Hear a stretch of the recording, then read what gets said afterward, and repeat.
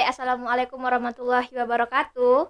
Ketemu lagi dengan saya, Tia Melinda di Sepots, Pensapura Podcast.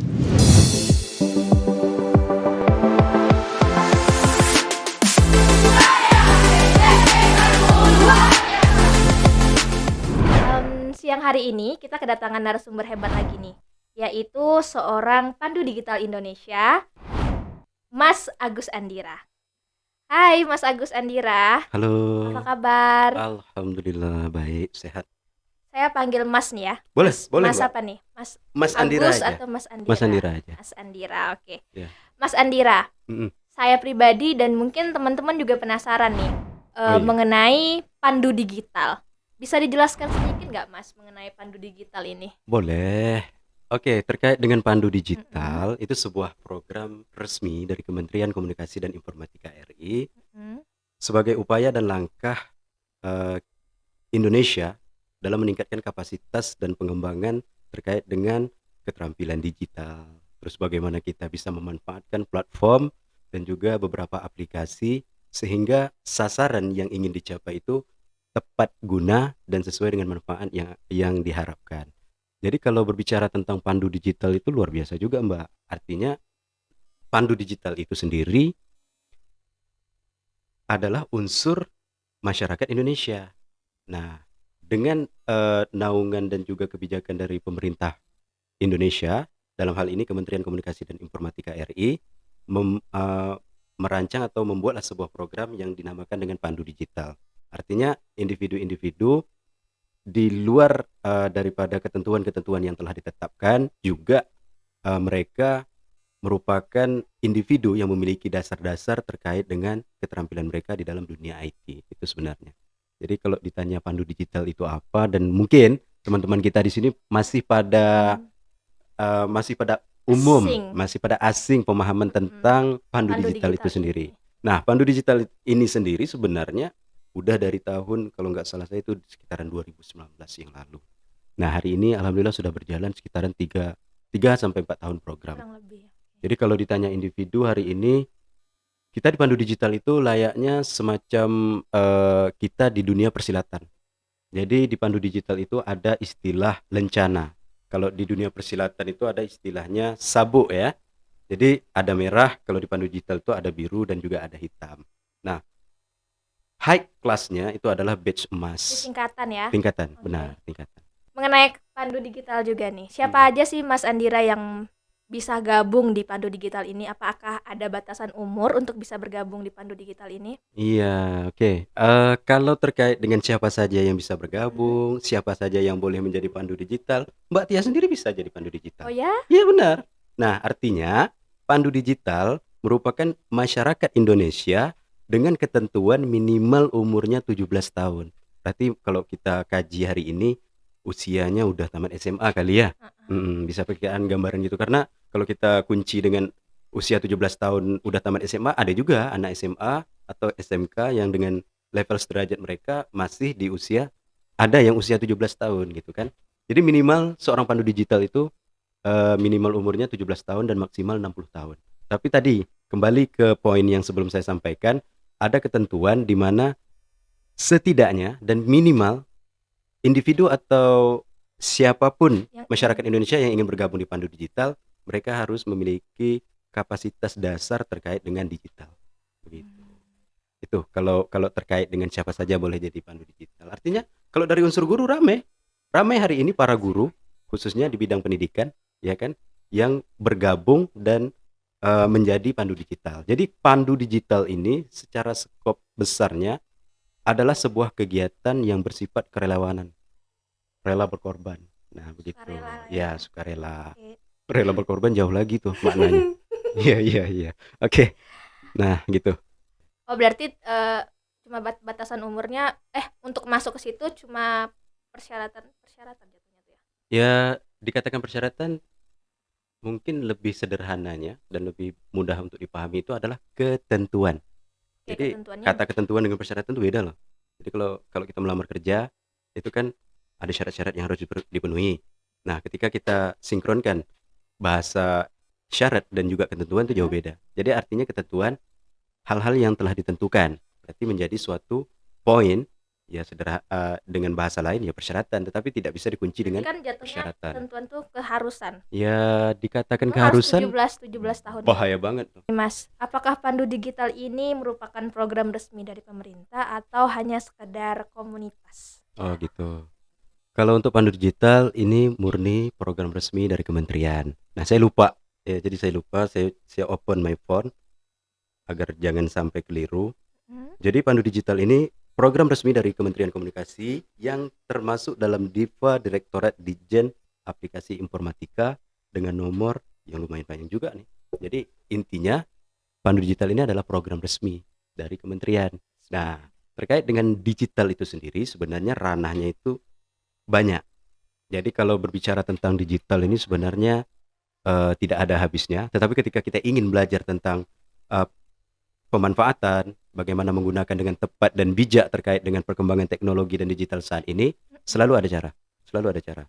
Jadi kalau hari ini berbicara tentang digitalisasi, Indonesia saat ini sudah berada di titik di mana semenjak pandemi 2020 Maret, ya kan, tingkat penggunaan internet itu sangat tinggi. meningkat, ya. Sehingga memberikan sebuah sebuah value di mana Indonesia saat ini sudah meningkat terkait dengan pemanfaatan dan penggunaan teknologi. Tetapi balik lagi ke individu yang masing-masing memanfaatkan teknologi tersebut. Apakah sudah tepat? Apakah sudah memanfaatkan dengan bijak? Atau masih hanya ikut-ikutan? Nah, itulah hadirnya Pandu Digital untuk mengakselerasi dan juga mengarah, memandu masyarakat Indonesia yang memiliki kapasitas terbatas dan kemampuan terbatas dalam pemanfaatan teknologi dan digital yang berkembang saat ini. Itu salah satu yang menjadi poin utama ketika kita bergabung di program Pandu Digital. Sebenarnya di luar sana banyak program yang mengarahkan kepada digitalisasi. Contoh, edukasi literasi digital yang mengangkat dengan 4 pilar Kementerian Komunikasi dan Informatika RI terkait skill, safety, ethic, and culture. Jadi ada terkait dengan kemampuan, keamanan, budaya, gitu ya. Terus etika, karena ketika kita sudah berbicara digital, ya artinya itu sudah dunia baru yang sebenarnya sudah berjalan secara perlahan. Masuknya pandemi itu meningkat drastis karena secara tidak langsung orang-orang hari ini sudah bekerja menggunakan teknologi, menggunakan digital. Nah, kalau dulu kita yang sama sekali gaptek dengan nggak pernah kenal yang namanya Zoom, ya kan? Nah, sekarang semua orang pakai Zoom, ya Bang ya. Betul, setuju. Tadi sudah menjelaskan mengenai Pandu Digital nih. Ya, teman-teman secara singkat paham dan sederhana lah. Mudah-mudahan teman-teman yang hari ini menyaksikan YouTube-nya Sven Sapura mendapat sebuah insight lah dan semoga bermanfaat. Karena emang digital sangat dibutuhkan sekali pada era sekarang ya, Mas. Benar sekali. Oke, Mas Andira. Capaian-capaian apa saja sih yang sudah Mas capai selama menjadi seorang pandu digital? Oke, pertanyaan yang menarik. Dan ini mudah-mudahan menjadi insight, wawasan dan juga motivasi untuk teman-teman yang hari ini bergabung. Ya, jadi ketika bertanya tentang capaian apa yang sudah saya capai, karena ini adalah program Pandu Digital, artinya kita memberikan dan juga melakukan dedikasi kita ke masyarakat. Jadi kalau terkait dengan capaian, alhamdulillah sejauh ini dengan program-program yang saya lakukan di lapangan terkait dengan pendampingan yang saya lakukan di sektor pendidikan, khususnya bagi guru-guru terkait dengan pengembangan media pembelajaran berbasis digital, terus juga platform-platform yang bisa disinkronkan dan juga dimanfaatkan oleh para guru untuk mengembangkan media dan juga perangkat pembelajaran yang mereka ajar kepada peserta didik. Dan kolaborasi dalam kegiatan, alhamdulillah selain daripada unsur pendidikan di sekolah menengah pertama, saya juga sudah mencapai di perguruan tinggi yang berada di kabupaten kelahiran saya, yaitu Kabupaten Bengkades. Terus juga kalau terkait prestasi, alhamdulillah dengan izin Allah dan doa juga dari orang tua serta support semua pihak, di tahun 2021 yang lalu saya terpilih dalam 2 program nasional di Jakarta sebagai individu yang diberikan kepercayaan dalam menjalankan program edukasi literasi digital. Iya. Kalau Keren ya. dikatakan terkait dengan capaian seperti itulah. Tapi kalau teman-teman hari ini bertanya siapa saya dan dari mana, bagaimana kehidupan keluarga orang tua saya dengan diri saya yang hari ini bisa mencapai titik ini, saya orang yang sangat sederhana. Artinya orang tua saya, bukanlah orang tua, kehidupan ekonomi bukanlah ekonomi yang mapan, Mm-mm. sederhana, sangat sederhana. Orang tua saya itu, bapak itu kerjanya di perkebunan, ya kan, terus ibu hanya ibu rumah tangga, tapi dengan motivasi dan niat yang baik dari saya pribadi, itu telah mengantarkan diri saya untuk, menjadi salah satu individu yang diberikan kepercayaan dan kesempatan dengan penghargaan tertentu dari Kementerian Komunikasi dan Informatika RI terkait dengan digital ini sendiri. Begitulah, Mbak. Jadi kalau kita Oke. singgung dengan teman-teman yang hari ini bergabung dan Mm-mm. juga melihat kita hari ini, semoga menjadi inspirasi Inspirasi dan juga semoga semoga menjadi ya. motivasi. Benar. Mudah-mudahan. Oke, sangat menginspirasi sekali ya capaian Mas Andira. Semoga kita bisa ngikutin apa yang sudah Mas Andira capai atau mungkin bisa lebih dari Oh ya, Mas alhamdulillah, Andira. insyaallah. Amin, insyaallah. Amin. Nah, Mas Andira, sejauh ini Mas Andira sudah menjalin kolaborasi dengan siapa aja nih? Kalau terkait dengan kolaborasi seperti yang saya singgung di poin sebelumnya, Mhm. memang, saat ini, karena saya lebih bergeraknya di sektor pendidikan, Oke. ada beberapa titik kabupaten kota yang sudah saya, bangun kolaborasi dan kerjasama. Cuman sampai saat ini masih beberapa program yang belum bisa berjalan itu karena bentroknya penyesuaian waktu pelaksanaan kegiatan. Nah, kalau untuk Kabupaten Siak itu adalah SMP Negeri 1 Mempura, Ya, salah SMP kita satu. ya, Ya, SMP benar. Negeri 1 Mhm, Mempura. sangat benar. Nah, kalau untuk Kabupaten Bengkalis itu ada salah satu perguruan tinggi di sana, perguruan tinggi swasta, terus juga dalam waktu dekat ya memang akan mengarah kepada bidang pendidikan yang berada di Kabupaten Bengkalis. Nah, terus kalau untuk Dumai itu kemarin kolaborasinya dalam bentuk program edukasi literasi digital dengan perguruan tinggi di mana dulu saya kuliah di sana. Itu. Jadi kalau kalau terkait dengan kolaborasi banyak sebenarnya, Mbak, banyak. Beberapa waktu yang lalu di tahun 2021 saya mengajak teman-teman saya, beberapa orang yang terdiri dari unsur pandu digital dengan lencana biru, ya kan. Jadi kalau balik lagi ke pandu digital itu ada 3 lencana, merah, biru, dan hitam. Tingkatan tadi Nah, ya. tingkatan. Kalau kalau saya sendiri alhamdulillah di lencana yang kedua, lencana biru. Jadi kemarin saya mengajak teman-teman untuk melaksanakan sebuah kegiatan seminar nasional terkait dengan pengembangan dan juga peningkatan usaha para UMKM untuk go digital, memberanikan diri untuk go digital, memasarkan produk-produk mereka. Tapi kalau untuk pendidikan sendiri lebih mengarah ke konsep bagaimana pemanfaatan teknologi yang tepat sehingga bisa menjadi poin plus bagi guru untuk menyampaikan materi-materi pembelajaran yang lebih kreatif, ya kan, lebih dapat sama murid dengan digitalisasi yang berkembang saat ini, gitu. Oke, gitu. Nah, bicara tentang kolaborasi nih kan, Mas. Hmm. Sesuai dong dengan kegiatan yang Mas lakukan Iya tadi benar, di hari sekolah ini kita di di SMP SMP ya Negeri. benar. Hari Nah, ini kita coba di Mas SMP Negeri ceritakan 1 sedikit Mempura. dong. Tadi ceritanya kita melaksanakan sebuah Mm-mm. kolaborasi terkait edukasi literasi Edukasi budaya dan juga literasi digital. terhadap orang tua Iya ya. benar, terhadap orang tua. Nah, Heeh. yang menjadi poinnya adalah parenting class. Oke. Oke, jadi sangat menarik dan juga ini suatu yang baru buat saya sendiri karena sejauh ini biasanya saya mendampingi ketika terjun lapangan dalam pendampingan itu saya biasanya melatih orang dalam keterampilan. Nah, kalau kali ini terjunnya agak sedikit beda karena harus memberikan semacam Edukasi. insight dan juga Oke. pandangan dan wawasan untuk orang Orang tua. tua. Nah, Oke. karena kita tahu kan di apa namanya, dalam teori generasi ya, kalau kita kaji orang tua kita ini masuk dalam kategori kategori generasi X, di mana generasi X itu adalah individu yang terlahir dari tahun 1965 sampai dengan 1980. Nah, jadi kalau misalnya individu yang terlahir dari 1980 sampai dengan 1996 itu mereka adalah kategori generasi Y atau yang dikenal dengan istilah keren sekarang generasi milenial. Jadi kalau teman-teman hari ini di kelahiran 97, 98 mereka mengatakan generasi milenial, sedikit keliru. Saya tidak menyalahkan, tapi keliru. Keliru ya, Mas Ya, ya. keliru. Karena individu yang terlahir di tahun 96 sampai dengan 2010 mereka itu adalah kategori generasi Z, generasi Oke. internet gitu. Ini hari ini kalau kita tanya dengan adik-adik kecil, adik kita atau apa, generasi Milenial, apa? Pasti mereka milenial. menjawabnya milenial, kita milenial. Enggak sebenarnya. Jadi harus direvisi Keliru. ya, Ya, direvisi keliru ya, dengan pemahaman harusnya. makna tersebut.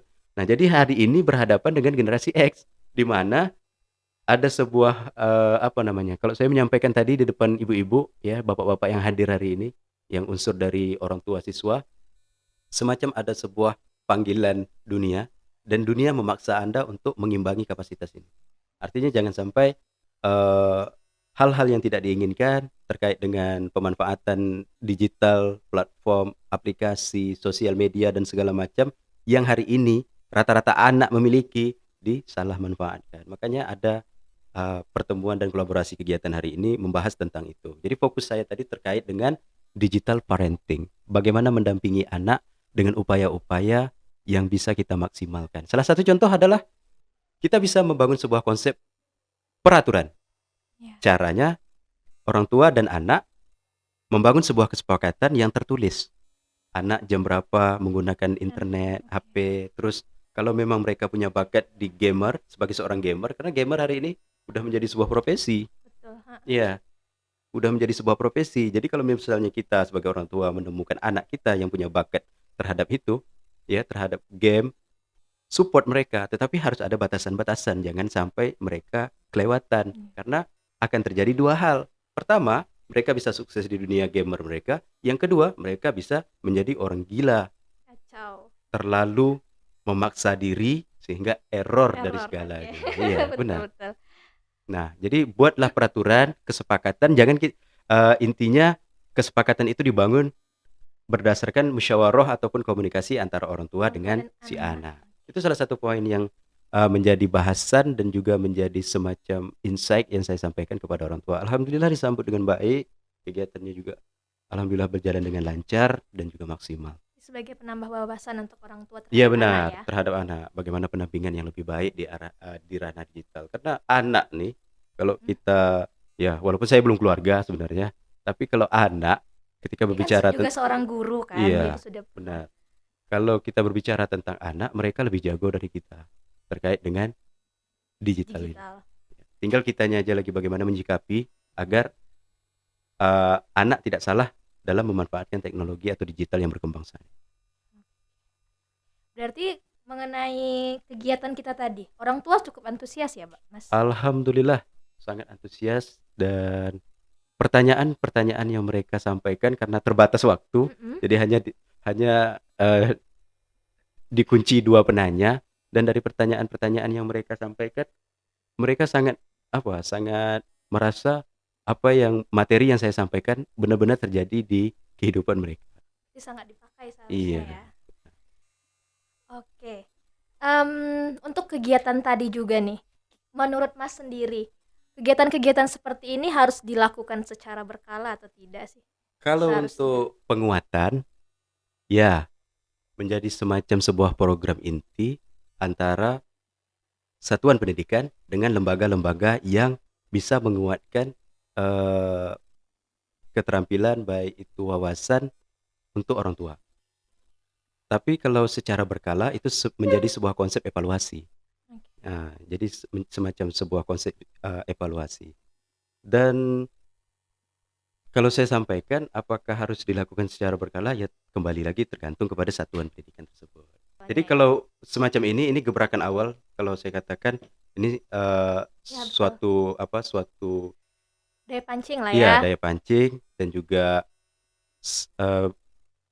warna baru, ya warna baru, artinya penguatan-penguatan seperti ini, baik itu terkait literasi digital, baik itu terkait dengan manajemen atau literasi budaya dan segala sesuatu yang menjadi tantangan hari ini, sangat memberikan dampak yang positif untuk kerjasama dan juga peningkatan wawasan ke orang tua siswa gitu. Saya masih janggal nih, apakah ruang pandu digital ini hanya bergerak di sektor pendidikan saja atau bagaimana, Mas? Oh iya, karena mungkin Mbak Tia kenal saya lewat program ini Mm-mm. dan juga tahunya saya terjun di pendidikan. Pendidikan, iya Benar. benar.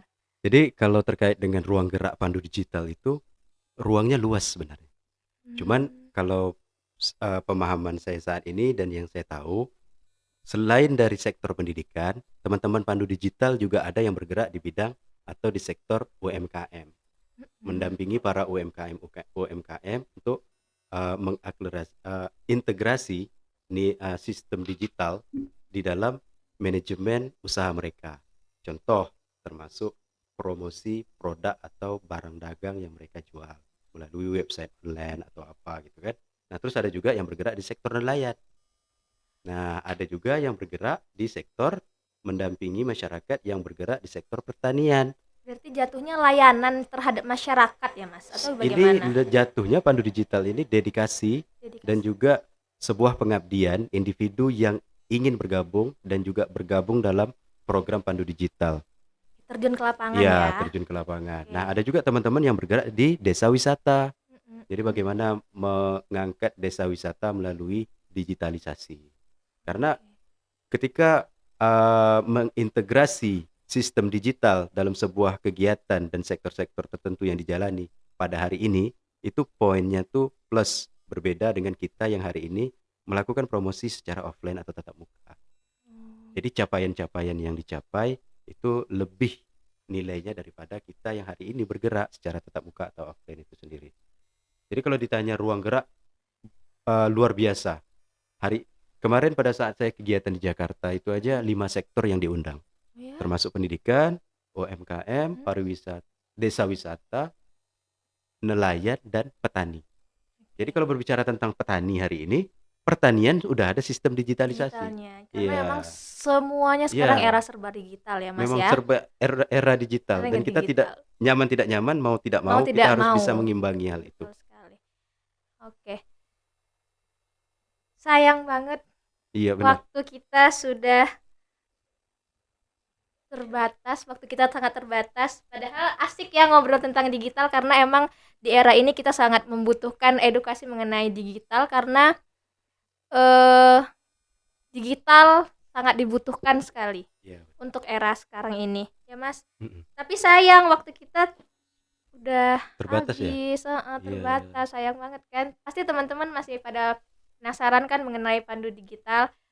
Semoga lain waktu kita bisa ngobrol asik Boleh, lagi ya boleh. Mas. Mungkin saya open juga. Jadi Mm-mm. kalau teman-teman yang ingin yang Ingin bergabung? ingin sharing ya, Oh, lebih kalau tepat bergabung sharing, gimana? berbagi, Bisa itu dong. nanya-nanya, ya boleh ke Instagram saya Andira Manaf ya. Ya, di sini ya guys. Nanti bakal ya Andira. siap. Siapa Mas? Andira Andira Manaf. Manaf. Nah, Andira Manaf itu nama panggung saya. Di sini ya. Nama Silahkan panggungnya. di follow Iya, di Instagramnya Instagram Mas atau Andira nanti Manaf. teman-teman boleh juga kalau misalnya di mesin pencarian juga bisa ngetik nama Andira Manaf atau di hailing.me Andira Manaf. Nah, nanti kita bakal sharing terkait dengan sebenarnya apa yang menjadi tuntutan dan kewajiban kita terhadap perkembangan digital saat ini dan lebih baiknya seperti apa ke depan. Yuk sharing dan saling berbagi tentang hal ini agar kita lebih baik ke depannya gitu. Pertama menggunakan digital. Benar. Oke. Sangat menginspirasi sekali perjalanan dan pencapaian dari Mas Andara. Semoga kita bisa mengikuti jejaknya ya, ataupun insya Allah bisa lebih dari Mas Andara. Siap, Mas Amin. Andara. Bakal nanti Sorry, sampai salah ke ya. Mas Andira. ke Jakarta. Jadi teman-teman semuanya, kalau saya teringat dengan Mbak Tia ini pada kegiatan di Jakarta kemarin, begitu juga tuh ada sebutan Andara. Ini kayaknya bakal nyampe Andara kali ya. Amin. Ya, siap. Oke. Mas, terima kasih atas waktunya. Siap, Maaf sama-sama Mbak mengganggu. Tia. Semoga kita bisa ngobrol asik lagi di lain waktu. Insya Allah. Oke teman-teman, sampai di sini dulu bincang asik kita bersama Mas Anda, seorang pandu digital Indonesia. Semoga kita bisa bertemu lagi di lain waktu. See you. Oke.